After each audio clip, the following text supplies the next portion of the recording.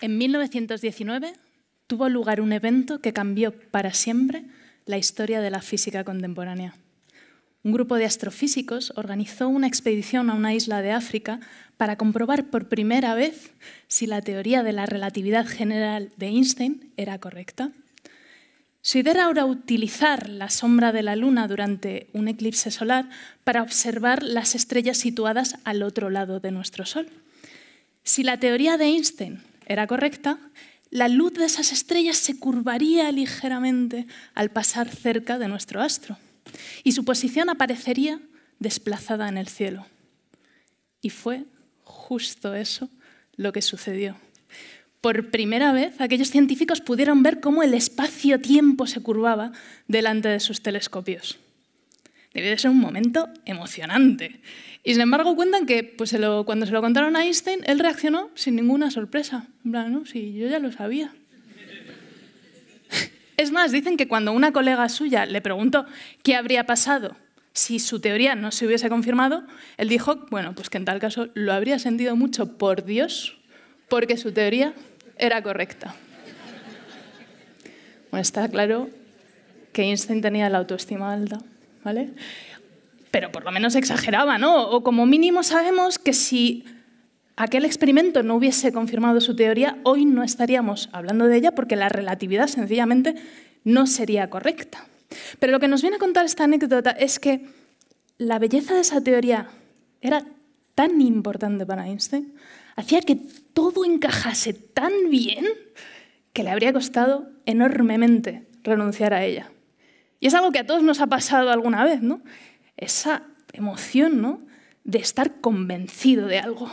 La sensación de que de repente todas las piezas de un puzzle encajan y no puede haber otra explicación. Es una emoción tan común que tiene hasta su propio refrán. ¿Sabéis eso de se non è vero, è ben trovato, ¿no? Hay ideas que son tan bonitas que solo por eso merecen ser ciertas.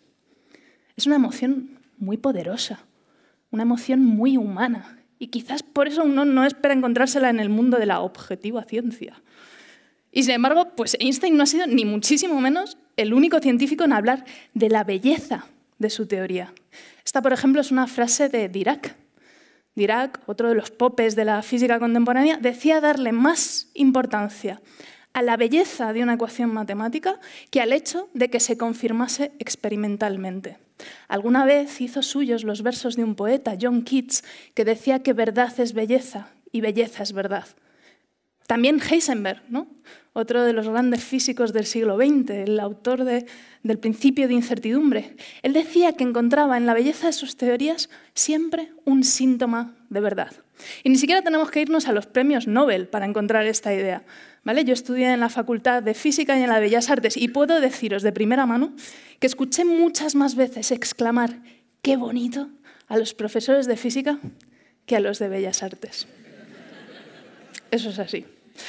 Pero bueno, si queremos encontrar el origen de esta conexión entre física y belleza, debemos ir mucho más atrás en el tiempo. Debemos ir hasta tiempos de Pitágoras. Vale, Pitágoras es ese señor que a todos nos suena como un gran filósofo. En algún caso le tenemos ahí en la foto como un matemático, por aquello del teorema de Pitágoras. Lo que casi nadie piensa es que también era físico. De hecho, este señor es la primera persona que inventa una fórmula cuantitativa de la naturaleza, es decir, una fórmula que nos permite describir un fenómeno de la naturaleza mediante números. Y el fenómeno que describe Pitágoras es un fenómeno musical. Pitágoras descubrió que cuando las cuerdas de un instrumento musical estaban proporcionadas por números enteros y sencillos, ¿vale? Números como el 1, 2, 3, 4. Imaginaos una guitarra, una lira, ¿vale?, que tiene unas cuerdas de 10 centímetros, 20 centímetros, 30 centímetros, 40 centímetros, ¿no?, con proporciones de números enteros y sencillos.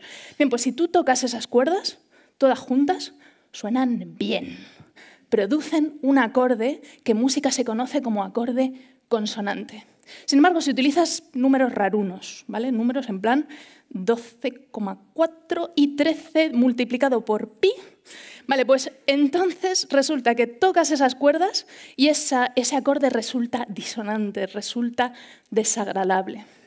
A partir de ese fenómeno, Pitágoras concluyó que la belleza misma de la música emanaba de los números, provenía de las matemáticas, y que eso mismo debía de ser cierto para todos los fenómenos de la naturaleza. Por eso mismo, el trabajo de los científicos y de los matemáticos no era solo describir el mundo, sino sobre todo procurar que sus teorías fuesen bellas. De esta idea procede un concepto como es el de cosmos, ¿no? El cosmos que todos asociamos al universo. El cosmos para los griegos era un todo ordenado por números y por lo tanto bello. Esa conexión con la belleza es la que nos da una palabra como cosmética, ¿no? Cosmos, cosméticas. Bueno, pues para los griegos la cosmética no tenía nada que ver con echarse botines por la cara, ¿no? Era una belleza de los números, una belleza de las matemáticas que estaban presentes en toda la naturaleza. Esa tradición filosófica pasó a Europa a la Edad Media y desde ese momento muchos físicos y muchos matemáticos intentaron procurar que sus teorías fuesen más bonitas, más bellas, muchas veces además inspirados por la música de su época. Entonces, cabe preguntarse, con tanto físico hablando de belleza y de cosas bonitas y tal, ¿es la belleza criterio de verdad? Bueno, os tengo que contar una cosa. Es una cosa dura, es una cosa triste, es una pequeña verdad que nos rompe el corazón a todos los músicos que hemos pasado por ahí, y es que resulta que la lira de Pitágoras estaba desafinada.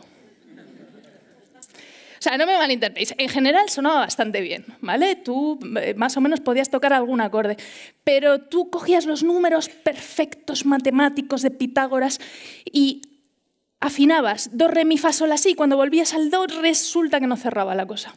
Resulta que el segundo do no cuadraba con el primero, hacía que todo pues, no funcionase del todo bien. Fue una cosa muy difícil, ya os digo, y de hecho no fuimos capaces de resolver este problema hasta el Renacimiento, con la invención de los logaritmos. Fue gracias precisamente en el Renacimiento porque en esa época la física y la música se volvieron mucho más humanas, se volvieron mucho más experimentales. Y hoy, la escala que utilizamos hoy es mucho más flexible y mucho más simétrica en muchos otros sentidos. Pero de hecho, bueno, ese ideal que tanto conmovió a Pitágoras resultó no encajar del todo con la realidad. Y no ha sido la única vez en que la belleza, ¿no? En que un ideal estético no nos ha permitido describir el mundo como queríamos. Un caso muy famoso es el de Copérnico. Bueno, Copérnico, ¿sabéis? Es este señor que dijo, oigan, veréis, la Tierra no está en el centro del universo. En realidad, los planetas giran alrededor del Sol. Pero Copérnico defendió esta idea basándose en la belleza de su teoría. Lo que decía Copérnico es, joder, pero mira cómo mola este modelo. Si puedes describir los movimientos de todos los planetas con círculos. Pero círculos, qué pasada, una figura simétrica, redonda, perfecta, platónica. ¡Qué maravilla! ¡Qué cosa tan linda! Salvo porque los planetas no se mueven en círculos. No. Poco después de Copérnico llegó Kepler, y Kepler descubrió, ¿no?, que los planetas en realidad se mueven en elipses. Kepler estaba un poco triste con todo esto, pero él dijo, bueno, mira, por lo menos, son 6 planetas, ¿no? Tengo 6 planetas, con lo cual, aunque se muevan en elipses, puedo colocar estas figuras poliédricas, que son los sólidos platónicos, entre cada uno de esos planetas. Es muy guay porque justo 6 planetas, 5 sólidos platónicos. Hay exactamente 5 sólidos platónicos y 6 planetas. Esto es precioso. O sea, esto encaja a la perfección. Esto lo han hecho como anillo al dedo. Qué cosa más bonita, tan redonda, tan estupenda, salvo porque no hay 6 planetas. Poco después de Kepler descubrieron también Urano y bueno, pues le dieron un poco al traste con esta teoría. Pero bueno, poco después de Kepler llegó Newton. Y Newton formalizó la teoría de la gravedad. Y por fin, pues más o menos sabíamos cómo se movían los planetas, pero bueno, Newton también es muy conocido, seguro que esta historia la habéis escuchado, por coger un prisma y dividir la luz blanca en colores. Pero claro, Newton también había estudiado música como parte de su formación matemática, entonces cuando Newton vio ese fenómeno se empeñó en decir que había exactamente 7 colores en la luz. ¿Y por qué dijo eso Newton? Pues porque 7 son las notas de una escala musical. Pues parece que criterio de verdad no es, ¿vale? Entonces, os pregunto, ¿es la belleza un sesgo? Bueno, ya en tiempos más recientes, en el siglo XX, la psicología nos ha hablado un poco de cómo los seres humanos percibimos la belleza. Y lo que nos ha contado es que resulta que las cosas que son más bonitas también tienden a parecernos más ciertas. Y esto se aplica a todo tipo de cosas. Se aplica a caras. La gente más guapa nos parece más sincera y más simpática, ¿no? Espero que os esté gustando esta charla. Tanto es así que si les acusan de algo y les llevan a un juicio, el jurado tiende a declararles inocentes con más probabilidad. También se ha aplicado a textos. Cuando un texto está escrito con mejor letra o incluso con más contraste, ¿no?, de manera que se lee mejor, también tiende a parecernos más cierto. Y se aplica incluso a ecuaciones.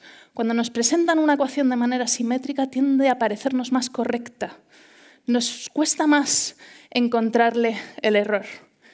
Entonces vuelvo a preguntaros, ¿es la belleza un sesgo? O mejor dicho, ¿es solo un sesgo?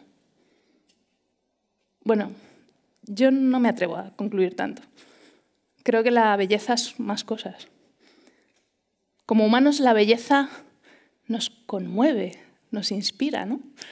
En el mundo de la ciencia, la belleza ha llevado a los científicos a buscar teorías más compactas, más elegantes, más generales. A fin de cuentas, pues la ciencia la hacen seres humanos y no debe extrañarnos que la muevan también emociones humanas.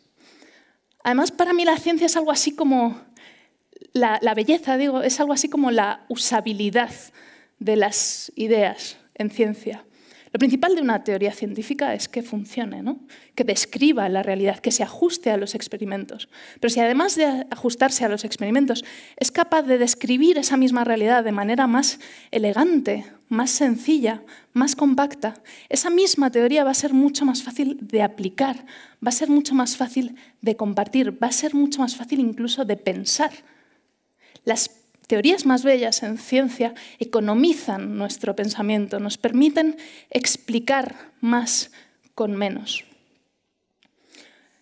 Por otra parte, esa misma ciencia, ¿no?, esa misma psicología que nos advierte de los peligros de la belleza, nos avisa un poco de cómo podemos superarlos. Resulta que cuando uno es consciente de este sesgo, también puede hasta cierto punto esquivarlo, ¿no? Basta con saber, pues, que el texto no es más cierto, simplemente está escrito con mejor letra, o que también la gente guapa pues, puede ser un poco delincuente, ¿no? Por lo tanto, por todo eso, yo creo que no debemos renunciar a la belleza. La belleza es un ingrediente clave de las mejores teorías científicas. Pero si queremos que sea nuestra aliada, debemos permanecer alerta. Muchas gracias.